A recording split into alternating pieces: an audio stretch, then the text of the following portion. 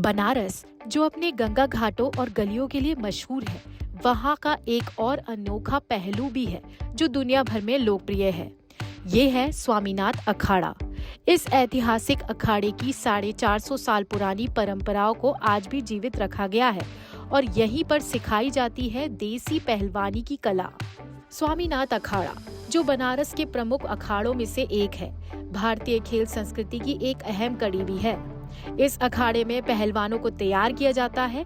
न सिर्फ देसी बल्कि विदेशी पहलवान भी यहाँ आकर भारतीय दाव पेच सीखने के लिए आते हैं।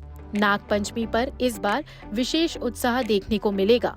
नीदरलैंड के पहलवान हार्बर्ट और स्पेन के सेंटी इस बार यहाँ के अखाड़े में अपने दाव पेच का प्रदर्शन करने वाले हैं। ये विदेशी पहलवान भारतीय कुश्ती के अनोखे अंदाज से बहुत प्रभावित हैं और इन्होंने स्वामीनाथ अखाड़े में अपनी प्रैक्टिस शुरू कर दी है। पिछले कुछ सालों में अखाड़े में लड़कियों को भी जगह दी गई है। 7 साल पहले जब इस अखाड़े के दरवाजे लड़कियों के लिए खोले गए तो उनके कुश्ती में उत्कृष्ट प्रदर्शन ने अखाड़े की परंपरा को नया आयाम दिया। कई लड़कियों ने यहाँ अभ्यास करके राष्ट्रीय और राज्य स्तरीय मेडल भी जीता। स्वामीनाथ अखाड़े के प्रमुख ने बताया कि इस बार नागपंचमी पर गोस्वामी तुलसीदास द्वारा स्थापित इस अखाड़े में विदेशी पहलवान के साथ साथ देसी पहलवान भी अपनी कला का प्रदर्शन करेंगे। ये न केवल भारतीय पहलवानी की विश्वसनीयता को बढ़ाता है, बल्कि विदेशी पहलवानों को भी भारतीय खेल संस्कृति से जोड़ता है। मेरा नाम ज्ञान संकुल सिंह है। मैं भारतीय पारंपरिक खेल प्रमोटर हूँ। ये स्वामीनाथ अखाड़े पर आपको कल महिला कुश्ती पहलवानों का कुश्ती देखने को मिलेगा। साथ ही साथ यहाँ पर आपको कई बड़े पहलवान जो कि यूपी और भारत देश को प्रतिनिधित्व कर चुके हैं, उनकी भी आपको कुश्ती देखने को मिलेगी।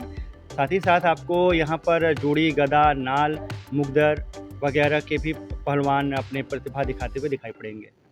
विदेशी भी एक हैं? बिल्कुल हाँ, हमारे पास विदेश से भी आए हुए पहलवान हैं और इस खेल को प्रमोट करने वाले में भी हैं फ्लोमिन डचमैन, जिनका नाम हर्बर्ट है और वो नीदरलैंड से हैं। वो भी होंगे यहाँ पर। वो भी अपना यहाँ पे प्रदर्शन बिल्कुल करेंगे? बिल्कुल प्रदर्शन करेंगे, बिल्कुल करेंगे। ये पहली बार होगा जब भारतीय अखाड़े में किसी देखिए, ऐसा नहीं है, कई बार कई विदेशी पहलवान आते हैं, लेकिन स्पेशल ये है कि फ्लोमिन डचमैन अगर यहाँ पे हैं तो क्योंकि उनके पास अच्छी खासी फॉलोइंग है, फॉलोअर्स हैं उनके पास और उन्होंने काफ़ी मेहनत की है इस खेल को विदेशों तक पहुँचाने में।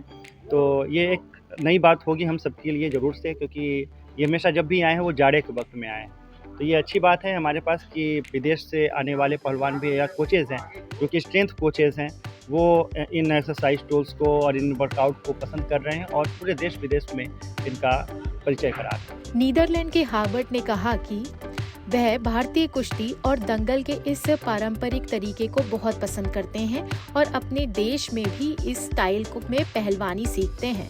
Hello, my name is Harbert, also known as the Flowing Dutchman, and I specialize in swinging tools, so swinging the mudgar, the jori, the gada, and I document the history of these tools because I'm a coach at this, so I visit places around India to document ancient akharas, ancient wrestling places where they still to this day train with these ancient types of training methods.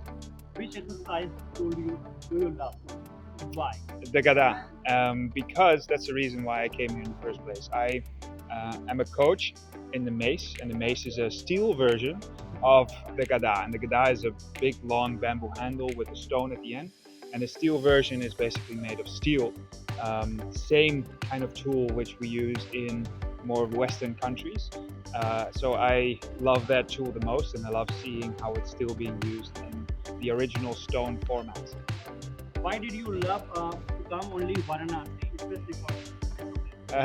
Well, I've come to many cities in India, but now Varanasi is kind of there you find the most interesting tools and the most interesting places. There's so many akharas here in Varanasi, and actually tomorrow is Nag Panchami, and in Nag Panchami the festival, the Cobra Festival, is where they actually host competitions, and they've been doing that for a very long time.